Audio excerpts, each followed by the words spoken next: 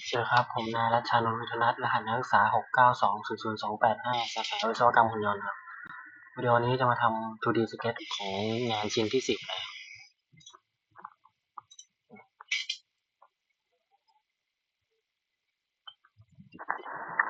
สเก็ตหน้าฟอนต์นะครับ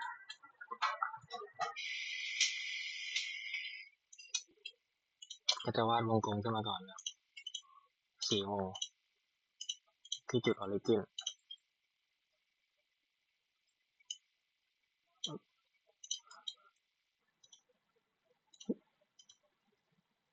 วงข้างนอก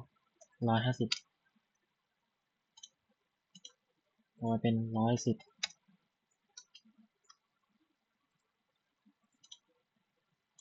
อีกอัน40แล้วข้างในสุด20นี่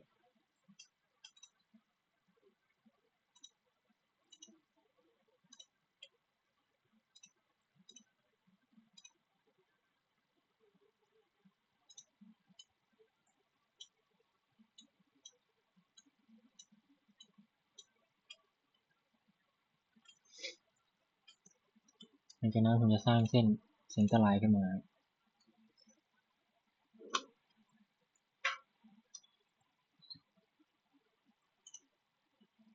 อย่างนี้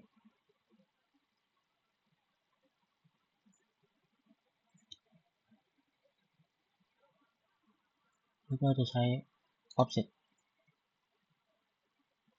ที่เส้นนี้ทางซ้ายแล้วก็ขวาแล้วก็จะทริมออกนะครับ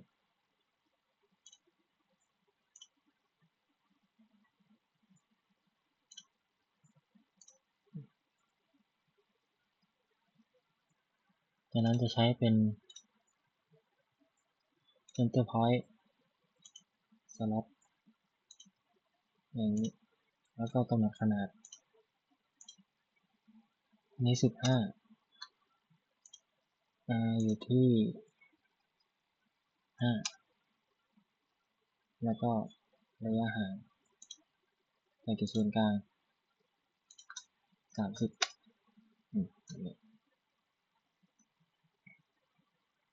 ก็จะสร้างวงกลม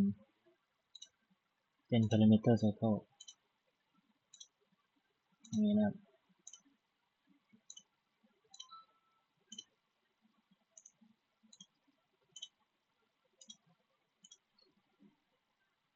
แล้วกำหนดให้ทุกอันเท่ากัน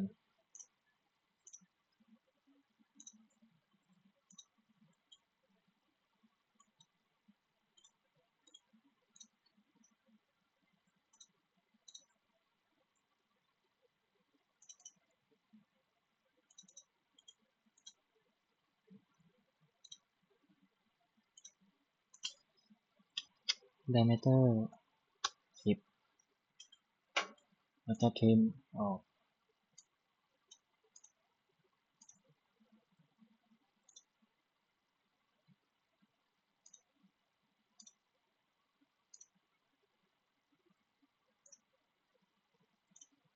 อย่างนี้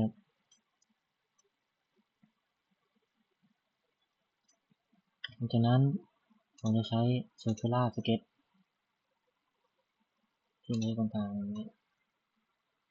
ก็เอาแค่3 ชิ้น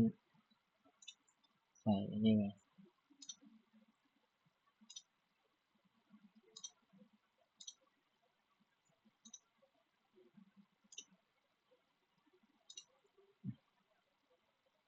นี้ก็dimension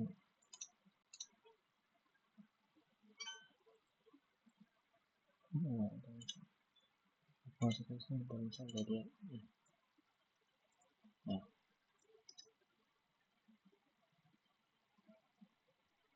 dimension เกินเราลองใหม่ลอง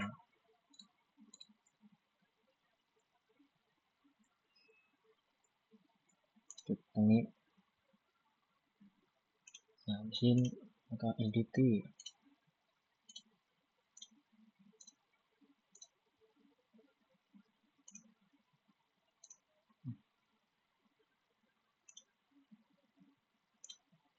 นั่นแหละ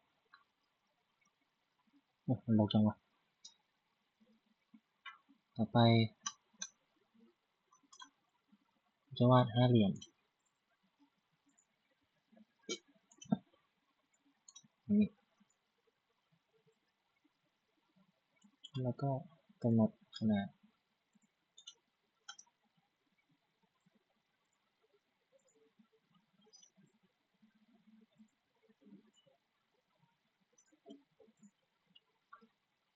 มัน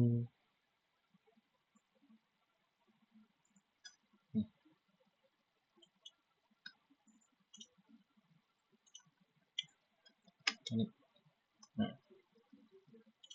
เทียมตัวนี้ตัวนี้ vertical โอเคก็สร้างวงกลมอันนี้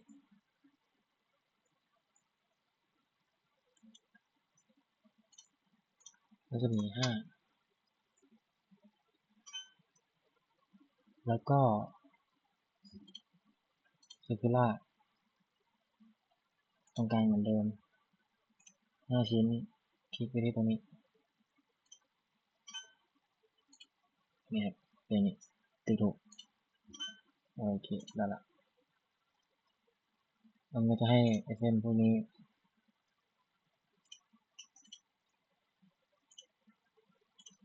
เป็นเส้น construction นี้ต่อไป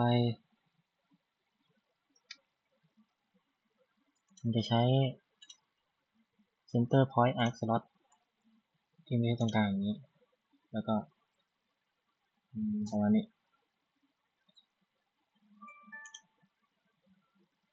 มาทางนี้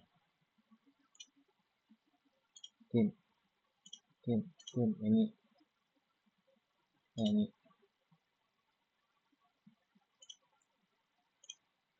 สองเส้นนี้กับจุดนี้ผมจะสร้าง center line มันแล้วก็ปรับให้ center line เป็นแบบ vertical อยู่ตรงกลางแล้วก็ปรับมันจะมีระยะตรงนี้แล้วก็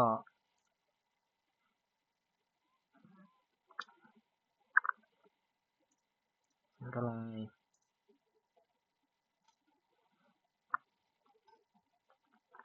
ตรงกลางแล้วก็ตรงนี้แล้วก็กำหนดองศาเท่ากับ30อย่างนี้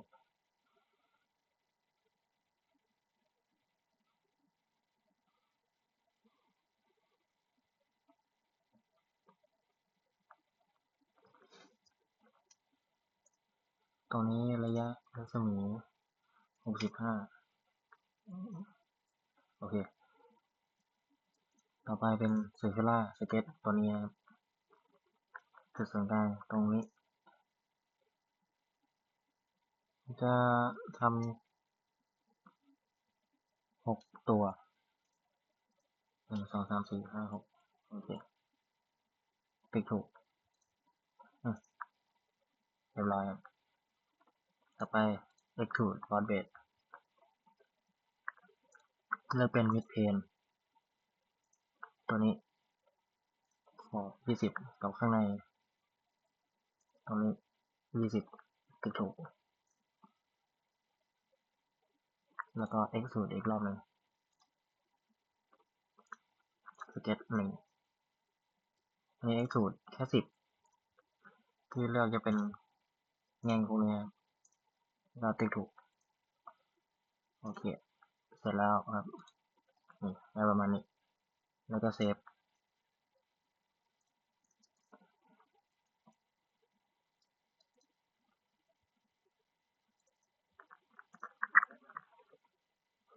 ต่อไปเป็น drawing โอ้เยอะซะด้วย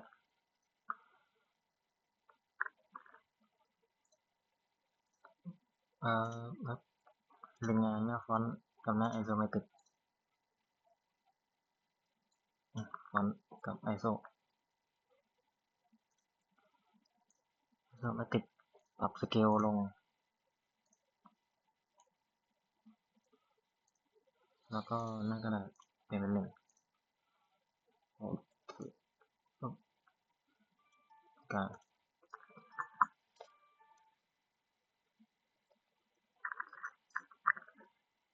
แล้วก็ annotation center ไหมครับลดเป็น1นี้ก็เติมเพลงนี้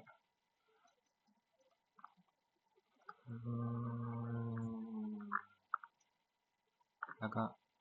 ตรงนี้เอาแค่นี้ดีกว่าตรงกลางแล้วคนนี้ออกไป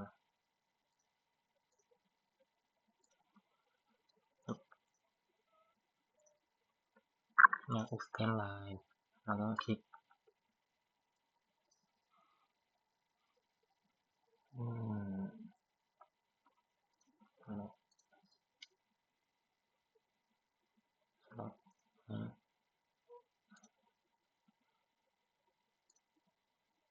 โอเคประมาณนี้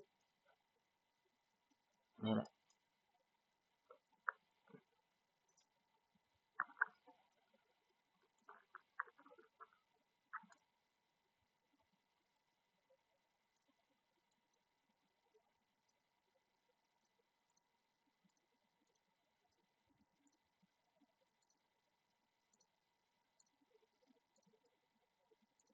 อันนี้ผมก็จะลบโพสชั่นพวกนี้ออก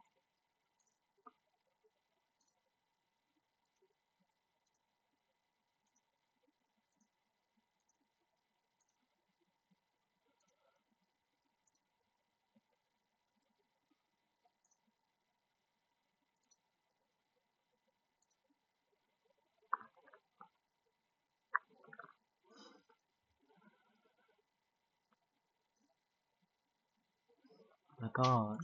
เข้าสเก็ตแล้วก็สร้างโพลีกอนเป็นแบบ circumscribe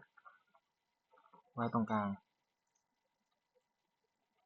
นี่ก็จะมีวงกลมมาแล้วก็เปลี่ยนเส้นพวกนี้เป็น construction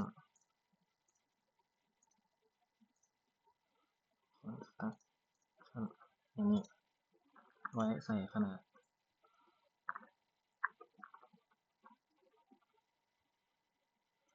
แล้วก็ center mark พวกนี้นะ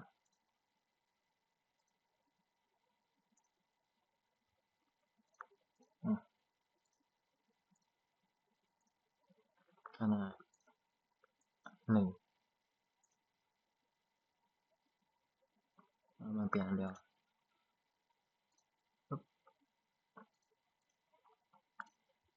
ขนาด1ตึกโอเคก็ถูก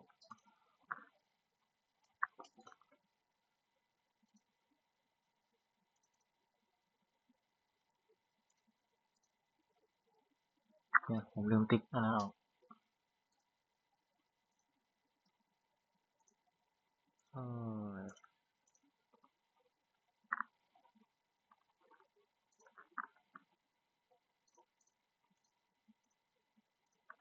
จะ extend line ออกแค่1นี่นี่ก็จะมีพวกมุมนี้ด้วย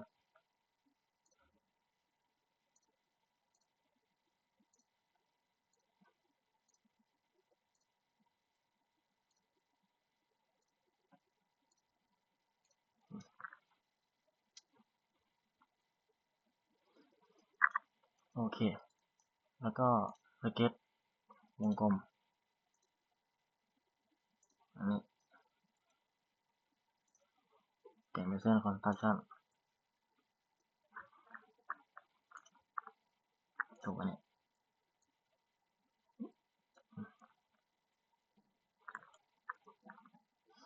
หมดเรื่องยัง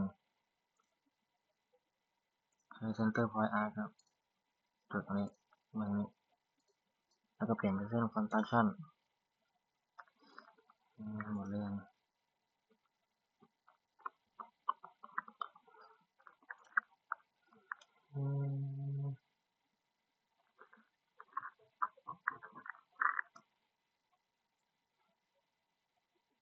โอเคหมดละต่อไปมันกำหนด dimension เส้นนี้ก่อนครับติ๊กถูกไว้แล้วก็องศาระหว่างตัวนี้กับตรงนี้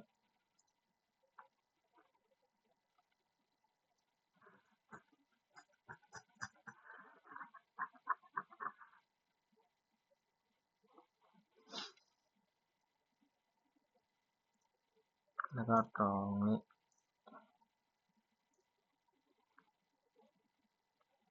รูนี้แล้วก็ระหว่างสองตัวนี้แล้วก็ระหว่างตัวนี้ถึงกึ่งกลาง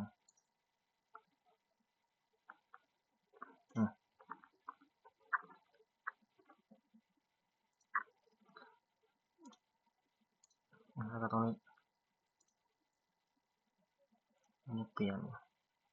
ตรงไหนต่อไปก็เส้นตรงนี้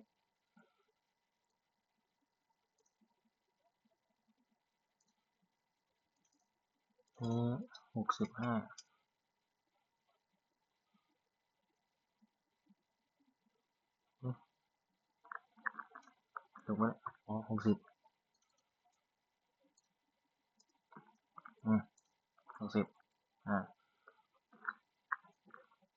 แล้วก็เส้นวงกลมตรงนี้30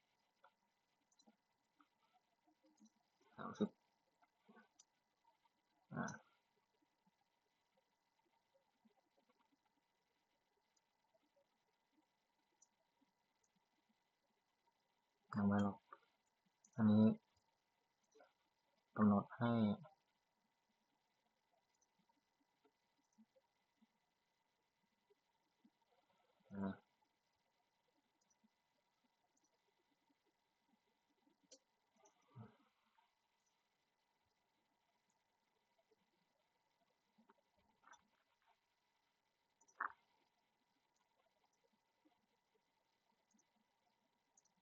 เดี๋ยวลบอันนี้ก่อน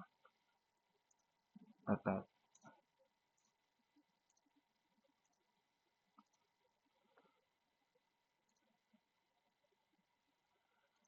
คลิปอันนี้แล้วก็for construction ตึ๊บนี้แล้วก็ขนาด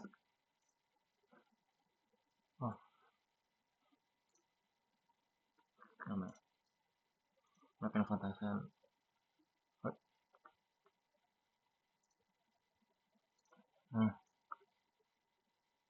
ลืมติ๊กอันนี้ construction ตรงกลางconstruction โอเค smart dimension กำหนดตัวนี้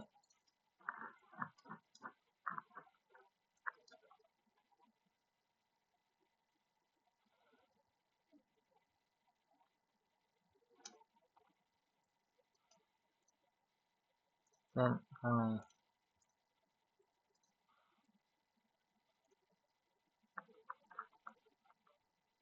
แล้วก็เส้นข้างนอก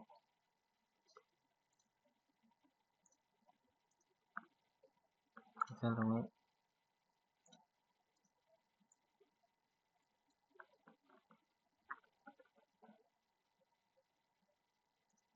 แล้วก็เส้นตรงนี้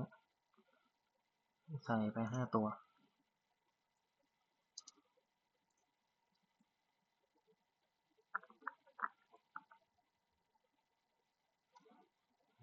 จะได้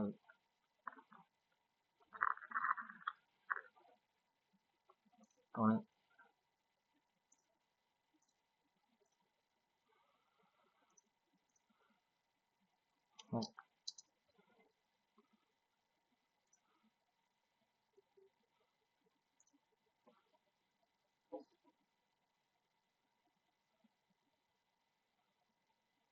นี่ก็6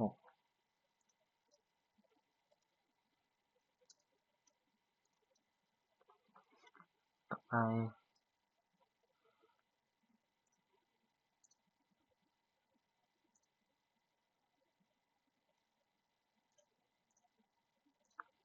10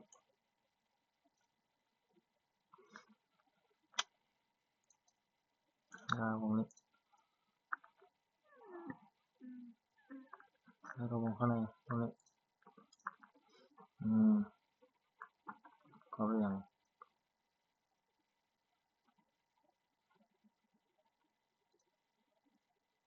โอเคครบแล้วต่อไป edit sheet format 2D sketch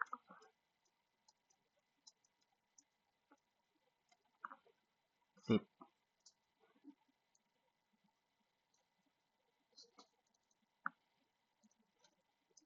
2D กับ10โอเคออกแล้วก็วิดีโอนี้จะมีประมาณนี้นะครับ